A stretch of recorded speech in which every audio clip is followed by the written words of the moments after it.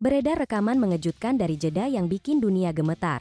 Ketua PBB Antonio Guterres dikabarkan murka besar, bahkan menyebut tindakan aparat Arab Saudi terhadap supporter Indonesia sebagai pelanggaran paling memalukan dalam sejarah sepak bola modern. Apakah benar Arab Saudi kini terancam dicoret dari Piala Dunia? Badai pertama datang dari Stadion King Abdullah Sport City di Jeddah. Pertandingan yang seharusnya menjadi ajang sportivitas antara Arab Saudi dan Indonesia berubah menjadi mimpi buruk. Ratusan supporter Indonesia melapor diperlakukan secara tidak manusiawi. Mereka ditahan, dipermainkan, bahkan sebagian harus menahan tangis karena tak bisa masuk stadion meski memegang tiket resmi. Gambar-gambar yang beredar memperlihatkan kerumunan merah putih yang terjebak di antara pagar besi, di bawah terik panas, tanpa penjelasan yang jelas. Beberapa supporter bahkan dilaporkan pingsan. Dan saat rekaman-rekaman itu viral di media sosial, dunia mulai menoleh. Yang mengejutkan, bukan hanya federasi olahraga yang bereaksi. Ketua PBB Antonio Guterres pun dikabarkan angkat bicara. Dalam sebuah konferensi darurat yang digelar terburu-buru, ia dengan nada marah menyoroti insiden tersebut sebagai bentuk pelanggaran kemanusiaan. Dunia sepak bola mendadak terseret ke dalam panggung diplomasi global. Guterres menegaskan bahwa apa yang terjadi di Jeddah bukan sekadar kelalaian teknis. Ia menyebutnya sebagai tindakan sistematis untuk mempermalukan dan menyiksa supporter yang datang dengan damai. Pernyataannya menggema, menembus batas olahraga dan menyentuh ranah moral. Sepak bola seharusnya menyatukan, bukan menghina, tegas Guterres dalam pidato kerasnya. Tidak ada kemenangan yang sepadan dengan penderitaan manusia. Kalimat itu menjadi kutipan utama di berbagai media internasional. PBB bahkan dilaporkan siap membawa kasus ini ke forum besar. Guterres menilai, jika sebuah negara tidak mampu menjamin martabat penonton di dalam stadion, maka negara itu tidak layak menjadi bagian dari turnamen dunia. FIFA pun dikabarkan akan diminta meninjau ulang status keikutsertaan Arab Saudi. Ancaman pencoretan dari kualifikasi Piala Dunia bukan hal kecil. Dunia sepak bola Timur Tengah pun bergolak. Banyak yang tak percaya bahwa persoalan yang bermula dari kericuhan di tribun bisa menjalar sampai meja PBB. Namun bagi supporter Indonesia yang menjadi korban, ini adalah bentuk keadilan yang lama mereka tunggu. Mereka merasa suara mereka akhirnya didengar. Bahwa perjuangan dan penderitaan mereka bukan sekadar catatan kecil di media sosial, melainkan sudah sampai ke telinga dunia. Media Asia pun bereaksi keras.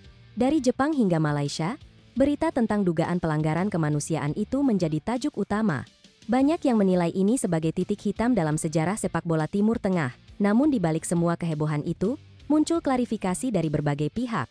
Setelah ditelusuri lebih jauh, ternyata laporan tentang keterlibatan langsung Antonio Guterres adalah kabar palsu. Tidak ada konferensi pers darurat, tidak ada ancaman resmi dari PBB. Semuanya hanyalah narasi karangan yang dibuat untuk menggiring emosi publik. Fakta ini menjadi pelajaran berharga bagi kita semua. Dunia digital bisa menciptakan badai opini hanya dalam hitungan jam. Sebuah kabar palsu bisa menjelma jadi kebenaran jika diulang berkali-kali tanpa verifikasi. Admin pun mengingatkan agar kita semua lebih berhati-hati dalam menerima berita yang terlalu sensasional. Jangan biarkan amarah mengalahkan logika. Karena di era informasi seperti ini, yang paling berbahaya bukanlah kebohongan besar, tapi kebohongan yang dikemas seolah benar. Namun badai belum berhenti di situ. Dari Eropa, tepatnya Belanda, muncul kabar yang tak kalah heboh. Nama Patrick Kluivert, pelatih yang sempat menukangi timnas Indonesia, kembali jadi bahan pembicaraan. Media Belanda melaporkan bahwa Kluivert disebut-sebut sedang dimusuhi oleh keluarganya sendiri. Alasannya, karena dianggap telah mempermalukan nama besar mereka lewat kegagalannya bersama timnas Garuda.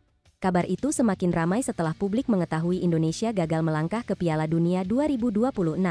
Kluivert, yang awalnya datang membawa harapan besar, justru pulang dengan reputasi hancur. Di tengah badai kritik dan ejekan, putranya, Justin Kluivert, pemain AFC Bournemouth, akhirnya angkat bicara. Dalam wawancara emosional, Justin mengungkap betapa hancurnya hati sang ayah setelah kegagalan itu. Dia sudah berusaha sekuat tenaga, ujar Justin lirih. Tapi tidak semua perjuangan berakhir dengan kemenangan. Kalimat itu menampar banyak pihak yang terlalu mudah menghakimi tanpa tahu apa yang terjadi di balik layar. Justin menceritakan bahwa sang ayah sebenarnya jatuh cinta pada Indonesia. Ia bekerja keras, mencoba memahami budaya, dan membangun hubungan dengan para pemain muda. Namun waktu terlalu singkat, ekspektasi terlalu tinggi, dan tekanan publik terlalu besar. Serangan di media sosial pun memuncak. Patrick Kluivert harus menutup kolom komentarnya di Instagram karena banjir hujatan. Kluivert out menjadi seruan yang menggema di dunia maya bagi seorang legenda sepak bola dunia. Itu adalah pukulan telak. Dari pahlawan menjadi pesakitan, dari idola menjadi sasaran kemarahan. Justin bahkan harus menjaga ayahnya agar tidak terpuruk lebih dalam. Saya biarkan dia sendiri dulu, katanya. Dia butuh waktu untuk mencerna semuanya. Kalimat itu menunjukkan betapa rapuhnya sosok yang selama ini kita lihat kuat di pinggir lapangan. Justin lalu menambahkan sesuatu yang menyentuh. Ia meminta publik Indonesia untuk mengingat siapa Patrick Kluivert sebenarnya. Bukan hanya pelatih yang gagal, tapi legenda yang pernah mengharumkan sepak bola Belanda. Jangan lupakan warisan besarnya, ujar Justin. Satu kegagalan tidak bisa menghapus sejarah panjangnya. Permintaan sederhana itu membuat banyak fans di Eropa tersentuh. Di tengah semua drama itu, muncul kabar bahagia dari pemain muda kebanggaan Indonesia, Marcelino Ferdinand. Setelah perjuangan panjang dan minimnya kesempatan di Oxford United, ia resmi bergabung dengan klub Slovakia. Astren langkah ini dianggap sebagai bentuk kebangkitan. Marcelino tahu bahwa untuk berkembang, ia butuh menit bermain, bukan sekadar nama besar klub. Ia memilih jalur yang realistis tapi penuh semangat. Dalam wawancara pertamanya, Marcelino berbicara jujur. Saya datang untuk bermain. Saya masih muda, saya ingin berkembang, katanya dengan keyakinan. Kalimat yang sederhana, tapi menunjukkan api besar di dalam dirinya. Tren dikenal sebagai klub yang memberi kesempatan besar bagi pemain muda. Jejak Witan Sulaiman di klub yang sama menjadi bukti nyata. Marcelino datang dengan semangat baru, membawa nama Indonesia ke pentas Eropa Timur. Ia berjanji untuk memberikan yang terbaik, bukan hanya demi dirinya, tapi juga untuk membuktikan bahwa pemain Indonesia bisa bersaing dimanapun. Saya ingin menunjukkan kemampuan saya. Saya ingin membantu tim naik ke puncak. Ucapnya kini, mata publik kembali menatap ke Slovakia. Dari situ, mungkin akan lahir babak baru perjalanan Marcelino yang akan menjadi inspirasi bagi generasi berikutnya. Karena dari badai yang pernah menerpanya di Inggris, lahirlah keteguhan untuk berdiri lebih kuat, dan di tengah hiruk-pikuk kabar palsu, kontroversi pelatih, dan gejolak supporter, satu hal tetap pasti, sepak bola bukan hanya tentang menang atau kalah. Ini tentang perjuangan, harga diri, dan kemanusiaan. Semoga dari kisah ini, kita belajar untuk lebih bijak dalam menyikapi berita, lebih menghargai mereka yang berjuang, dan lebih sadar bahwa setiap badai, sekencang apapun, pada akhirnya akan berlalu. Jadi, jangan lupa untuk subscribe, like, dan bagikan video ini agar lebih banyak orang tahu cerita di balik badai besar dari Jeddah hingga Belanda.